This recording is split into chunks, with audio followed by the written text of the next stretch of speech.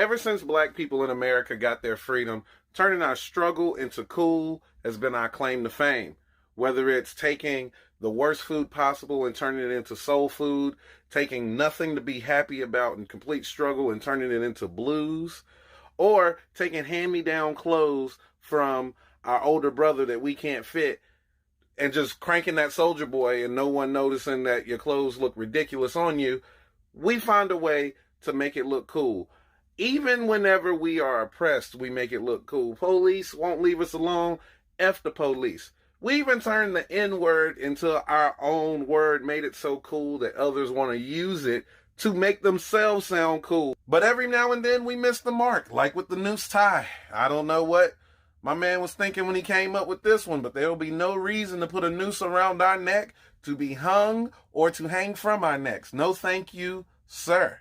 There's some things in our struggle we should never embrace, but don't ever get it twisted. Just because we don't want us to do it, don't mean that we want you to do it too. What I do find funny, though, is the things that we deem cool or attractive is often demonized in the beginning, just so we'll stop doing it, and then others will try to profit from it. You know, like rock and roll was considered devil's music because we made rock and roll, or our women being shapely with big round booties. You would actually put some of our women in display cases, almost like circus animals or zoo-like.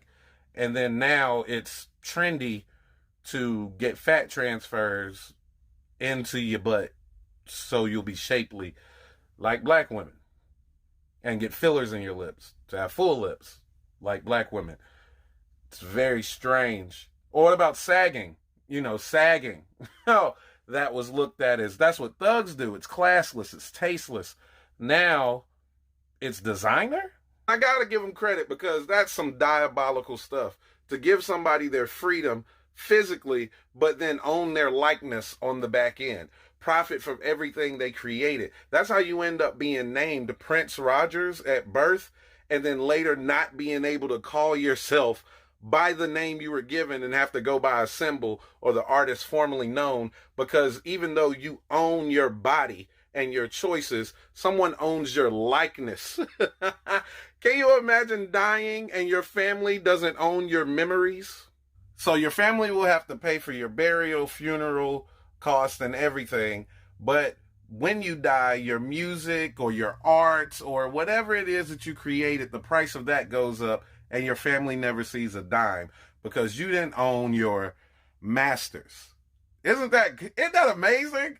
I found it funny that people looked at the whole Haiti thing and was like, why isn't Joe Biden saying anything? And that's why I like Joe Biden.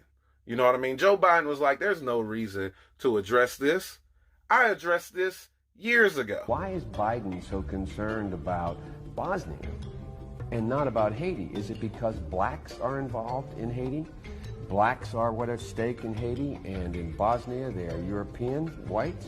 If Haiti, a god-awful thing to say, if Haiti just quietly sunk into the Caribbean or rose up 300 feet, it wouldn't matter a whole lot. But don't take it personal, Haiti. They don't do nothing for us either, and we live here.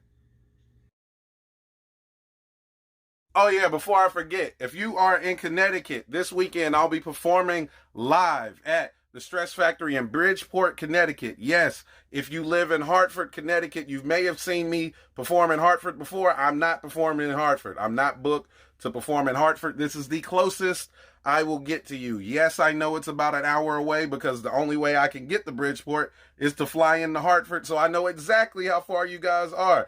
All right, my people in New Haven, come on over to Bridgeport. I can't make it to New Haven. My only stop in Connecticut is Bridgeport. I apologize for the inconvenience. We're dealing with the same things. This is the only way we're going to see each other, people.